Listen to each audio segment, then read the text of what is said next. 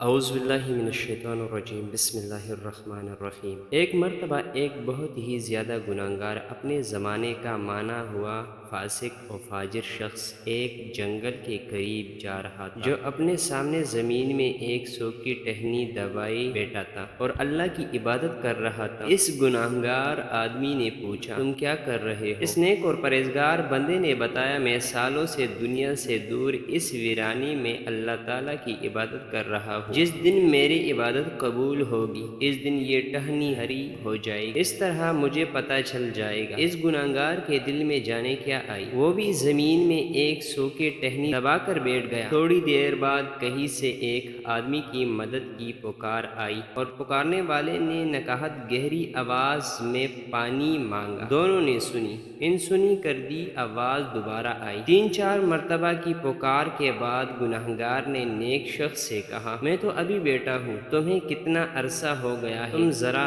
اٹھ کر اسے پانی پلا دو، میں ابھی بیٹا ہوں، اٹھنا نہیں چاہتا۔ اس نیک بندے نے گناہگار کو ڈانٹ کر کہا، میری عبادت میں خلل نہ ڈالو، میرا ارتکاز ٹوٹ جاتا ہے۔ جب مدد کی پکار مسلسل آتی رہی تو گناہگار سے رہا نہ گیا، اس نے اپنی جگہ چھوڑی اور پانی پلانے گیا۔ جب تھوڑی دیر بعد واپس آیا تو اس نے دیکھا کہ اس کی ٹہنی ہری ہو چکی تھی اور ان نیک بندے کے ٹہنی ویسی کی ویسی ہی۔ وہ تو رب ہے جس کے چاہے توبہ قبول کر لے۔ کبھی کبھی برسوں کی ریاضت بھی ایک لمحے میں پلٹ دی جاتی ہے اور کبھی ایک ادا ہی قبول کا سبب بن جاتی ہے۔ اے اللہ ہمیں جب تک زندہ رکھے ایمان اور اسلام پر رکھے اور جب بھی موت دے ایمان اور اسلام پر دے، آمین ثم آمین یا رب العالمین۔